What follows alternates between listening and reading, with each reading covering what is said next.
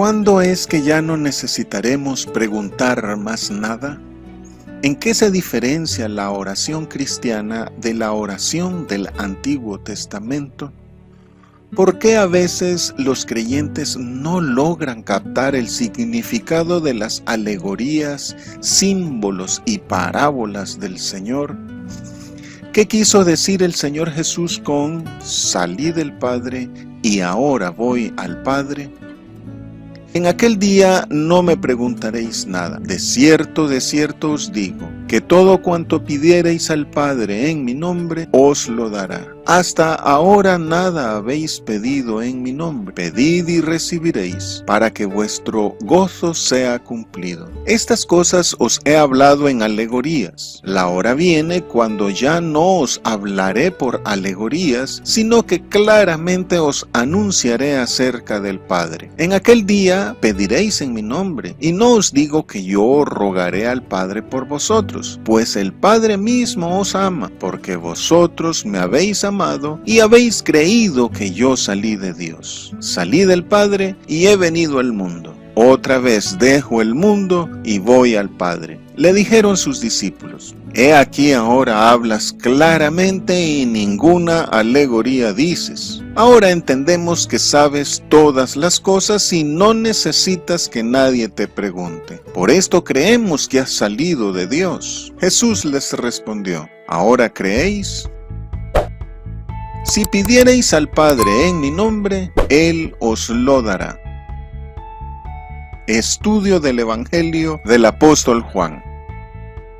Aquel día no preguntaréis nada. Según el contexto, el Señor se refiere a aquel día en que nadie quitará nuestro gozo, por nuestra fe en Él y por nuestra comunión directa con el Padre. Es pues que, junto a la promesa del inagotable gozo, está la promesa del conocimiento pleno, cuando ya no necesitaremos preguntar más nada. Siendo el Espíritu de Dios la causa directa de nuestro gozo, este día comenzó en Pentecostés, el día en que se instauró el reino de Dios sobre la tierra a través de la iglesia. Al igual que se dio por constituido el pueblo de Israel como nación con la entrega de la ley en el Sinaí, con la entrega del Espíritu Santo y la escritura de la ley de Cristo en nuestros corazones, se constituyó la iglesia. Con la llenura del Espíritu Santo ya no preguntamos más nada, porque el Consolador nos enseña todas las cosas y nos recuerda todo lo que el Señor dice en su palabra. Es por la unción del Santo que conocemos todas las cosas y ya no tenemos necesidad que nadie nos enseñe, si es que su unción permanece en nosotros. Ya llenos del Espíritu de Dios, no habrá más dudas. Dios el Padre será real en nuestra vida mediante el Espíritu de su Hijo enviado a nuestros corazones. Así, mediante la unción del Espíritu Santo sobre nuestras vidas, se cumplen los anuncios de los profetas Isaías y Jeremías, y no enseñará más ninguno a su prójimo, ni ninguno a su hermano diciendo: conoce a Jehová, porque todos me conocerán, desde el más pequeño de ellos hasta el más grande, dice Jehová, y todos tus hijos serán enseñados por Jehová. Ahora bien, esto no significa que preguntar resulte extraño. No es cierto que el virtuoso no pregunta, o que el que cuestiona y manifiesta dudas muestra una fe deficiente. No, el mismo Señor Jesucristo ha constituido a unos apóstoles, a otros profetas, a otros evangelistas, a otros pastores y maestros. Y el Señor lo ha hecho con el fin de perfeccionar a los santos para la obra del ministerio, para la edificación del cuerpo de Cristo. El Señor tiene dos objetivos al instituir estos ministerios: que todos lleguemos a la unidad de la fe y del conocimiento del Hijo de Dios, a un varón perfecto, a la medida de la estatura de la plenitud de Cristo, y que ya no seamos niños fluctuantes llevados rodeados por doquiera de todo viento de doctrina, por estratagema de hombres que para engañar emplean con astucia las artimañas del error, sino que, siguiendo la verdad en amor, crezcamos en todo en aquel que es la cabeza, esto es, Cristo. Es necesaria pues la instrucción de los creyentes, la instrucción de un creyente a otro, según el don o dones que Dios haya repartido a cada uno. Procuremos pues abundar en los dones espirituales para edificación de la iglesia. Será hasta el día en que el Señor venga que llegaremos hasta el conocimiento pleno, cuando veamos a Cristo Jesús tal como Él es. Nada habéis pedido en mi nombre.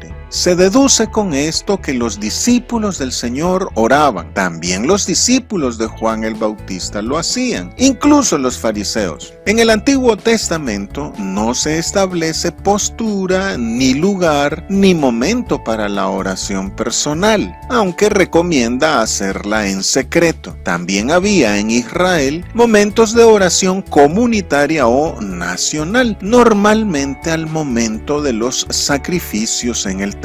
La oración del Antiguo Testamento es espontánea y de tipo intercesora, y la mayoría de las veces era realizada por reyes, profetas y sacerdotes. Pero para la época del Señor Jesús, el fariseísmo había implementado un tipo de oración mecánica repetitiva y era obligatoria mediante prescripciones de hora, lugar y ciertos ritos. El Señor Jesús habló en contra de este tipo de oración farisea por ser vanas repeticiones que nos recuerdan a los rezos en el catolicismo. Ante esto, el Señor entonces indicó cómo debe ser la oración cristiana, la cual básicamente es igual a la oración del Antiguo Testamento, excepto en dos cosas. Primero, nuestra oración debe dirigirse al Señor Jesucristo. Y segundo, si es dirigida al Padre, debe hacerse en el nombre de Jesús, por ser Él nuestro sumo sacerdote. Que vuestro gozo sea cumplido. El Señor Jesús dice que convenía que Él retornara al Padre para que pudiera ser enviado el Espíritu Santo. Y nuestro gozo es cumplido cuando el Espíritu de Dios viene a nosotros y somos llenos de su presencia. El profeta Joel señala que después de hacer lloro y lamentación por nuestros pecados y de convertirnos al Señor, Dios derrama su Santo Espíritu sobre nosotros. También dice que es por el Espíritu de Dios que hay profecías, sueños y visiones, prodigios y maravillas, y que por el Espíritu es salvo todo el que invoca el nombre de Jesús. Os he hablado en proverbios. El vocablo griego aroimia es traducido aquí como proverbios o como una alegoría con carácter enigmático. A este género literario en Israel se le conocía como mashal, el cual incluye suposiciones, imágenes, adagios, ilustraciones y paradojas. Este género literario es notable cada vez que el Señor habla con los símbolos del pan, el agua, la luz, el pastor, etc. Esta manera de enseñar es su sello personal, es su estilo de revelar su verdad. Los 4 evangelios incluyen una buena colección de estas figuras metafóricas, las que el Señor Jesús descifró cada vez que hubo malas interpretaciones. Pero el apóstol Juan indica una limitante con este método de enseñanza del Señor. En la exposición del buen pastor dice: esta alegoría les dijo Jesús, pero ellos no entendieron qué era lo que les decía. Por su parte, el evangelista Marcos señala que los discípulos no entendían por cuanto estaban endurecidos sus corazones. Y si los discípulos no lograban percibir el misterio que encierran las enseñanzas de Jesús, menos menos que los del mundo sean capaces de captarlo, porque mientras sean del mundo, no se les es dado el comprenderlo. El apóstol Juan señala que hasta después de la resurrección del Señor y la posterior llegada del Espíritu Santo, todo tuvo sentido para los discípulos. Y si no fuese por el Espíritu de Dios, nosotros tampoco entenderíamos. Pero para recibir el Espíritu del Señor, debemos recibir a Jesucristo y creer en su nombre, pues Él es el único que puede darnos al Espíritu de santidad. La falta de entendimiento en los discípulos no fue por incredulidad, sino porque su mentalidad aún estaba condicionada por los criterios del mundo, a pesar de su fe en Cristo Jesús. Igual sucede con muchos de nosotros, que intentamos interpretar las Escrituras desde el punto de vista del mundo, cuando debe ser al contrario. Debemos interpretar al mundo con ojos bíblicos. De aquí la exhortación apostólica. No os conforméis a este siglo, sino transformaos por medio de la renovación de vuestro entendimiento, para que comprobéis cuál sea la buena voluntad de Dios, agradable y perfecta. Claramente os anunciaré. El Señor no está diciendo aquí que dejará de hablar en lenguaje figurado, pues en el Apocalipsis la revelación del Señor está llena de imágenes simbólicas. Lo que el Señor quiere decir es que las imágenes y alegorías utilizadas dejarán de ser enigmáticas para los creyentes a causa de la unción del Espíritu de Dios en nosotros. Aquel día pediréis en mi nombre. Nuevamente, con aquel día, el Señor se refiere al día o a partir del día del envío del Espíritu Santo en Pentecostés. El Señor acaba de decirles que hasta este momento ellos nada habían pedido al Padre en su nombre y les instó a que lo hicieran. Así, toda oración en el nombre de Jesús empezó a darse después de su resurrección. Tras su resurrección, el Señor Jesús anduvo 40 días dando pruebas irrebatibles de su resurrección y también proclamaba el reino de Dios. Y poco antes de su ascensión, el Señor sopló el Espíritu Santo sobre sus discípulos. Pero 10 días antes de Pentecostés, en el aposento alto había 120 discípulos reunidos en oración. Y ahí estaban ellos, esperando la promesa del Padre y orando en el nombre de Jesús, tal y como el Señor se los orientó. Y ese día de Pentecostés descendió el Consolador con poder, tal y como Cristo Jesús lo había anunciado. No os digo que yo rogaré al Padre. El Señor Jesús había dicho que todo lo que pidiésemos al Padre, Él lo haría, para que el Padre fuese glorificado. Está el Señor desdiciéndose aquí. La Biblia establece que el Señor Jesucristo es nuestro intercesor y su mediación es doctrina básica de la fe cristiana. Entonces, el Señor solo está reafirmando el amor del Padre hacia nosotros, por nuestra fe en Jesucristo y por nuestro amor constante y permanente por su Hijo. El mundo siente a Dios como alguien distante, como pasivo, incluso como alguien iracundo y justiciero. Esto el Señor Jesús aquí lo niega. Aquí Él nos dice que el Padre mismo es quien hace las cosas que nosotros le pedimos, simplemente porque Él nos ama. Por nuestro vínculo en fe y amor con Cristo Jesús, nosotros tenemos acceso directo al Padre, con amplia y franca entrada hasta el trono de su gracia. Por Jesucristo, nuestro contacto con el Padre es directo e inmediato. Él es nuestra única puerta de acceso al Padre. No hay más intercesor, ni otro intermediario. El amor del Padre nos llega directamente de Él mismo, pues Él quiere ser nuestro compañero de vida. Y por cuanto sois hijos, Dios envió a vuestros corazones el Espíritu de su Hijo, el cual clama, Abba Padre. Así que ya no eres esclavo, sino hijo. Y si hijo, también heredero de Dios por medio de Cristo. Salí del Padre y ahora voy al Padre. Este dicho del Señor es el compendio de toda la obra reveladora de Cristo Jesús. Esta es una breve fórmula de toda la fe cristiana. ¿En qué sentidos el Señor salió del Padre? Jesús salió del Padre en sentido trinitario, pues fue engendrado por Él en la eternidad. Jesús salió del Padre porque fue enviado por el Padre para darnos salvación, y también en referencia a que bajó del cielo la morada de Dios. Y salió del Padre en su encarnación, pues se hizo carne y habitó entre nosotros. Salí del Padre y voy al Padre también significa que vino al mundo y ahora sale del mundo. Esta real e histórica venida del Hijo de Dios a la tierra es también doctrina básica de la fe cristiana. Ahora va al Padre, es decir, va a morir en la cruz. Pero su retorno al Padre, es decir, el regreso a su situación previa, no coloca las cosas en el olvido, ni convierte su venida en una efeméride más. No, Cristo volverá. Mientras tanto, la Iglesia, mediante el Espíritu Santo,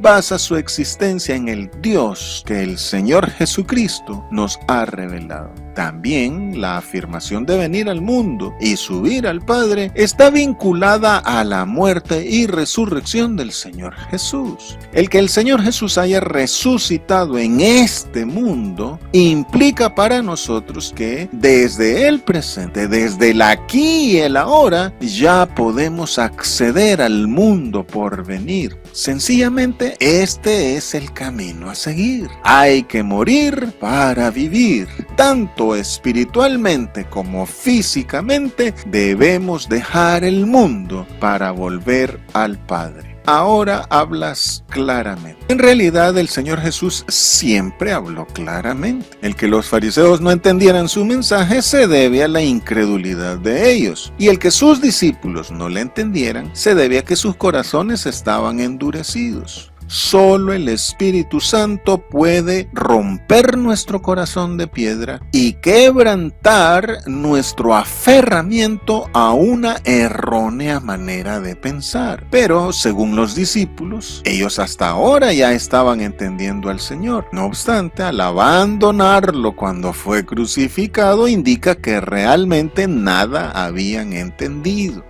No entendían sobre la muerte de Jesús, ni del dolor y la tristeza posterior de ellos. Aún estaban con su mente en la explicación política de los rabinos respecto del Mesías. Incluso, tras la resurrección del Señor, todavía entendían el mesianismo de Jesús al modo rabínico. Entendieron correctamente al Señor hasta el día de Pentecostés por el Espíritu Santo. Ahora entendemos y creemos. En el original griego, esta frase se puede entender como que los discípulos le enfatizaron al Señor con varias palabras. Vemos, sabemos, entendemos, creemos, y al decir creemos, lo hacen con base en una comprobación de los hechos, por lo que no creen con una fe ciega, sino con una inteligencia reflexiva. Ellos han comprobado y ahora expresan su convicción sobre Jesús como el ungido de Dios. Han confirmado que Jesucristo ha salido de Dios. No necesitas que nadie te pregunte.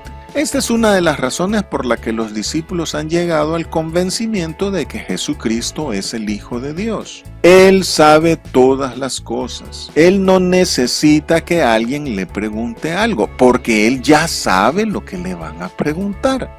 Y esto es evidencia de su naturaleza divina. El Señor no solo sabe todas las respuestas, también conoce todas las preguntas antes de que se las hagan. Natanael y la mujer samaritana creyeron en Él por su increíble conocimiento de todas las cosas. Y esto es lo que ha convencido a los discípulos de que Cristo Jesús ha salido de Dios. Por eso el apóstol Juan escribió: Dios es mayor que nuestro corazón y conoce todas las cosas. El Señor Jesucristo sabe todo sobre las preguntas supremas de la humanidad y también sabe todo respecto de cada uno de nosotros y aún más. ¿Ahora creéis? A Natanael el Señor le hizo la misma pregunta y le agregó: mayores cosas verás. En el original griego, esta frase se puede leer también como una afirmación. Ahora creéis. Y algunos lo leen de manera sarcástica. Vaya, ahora sí creen. O hasta que por fin creen.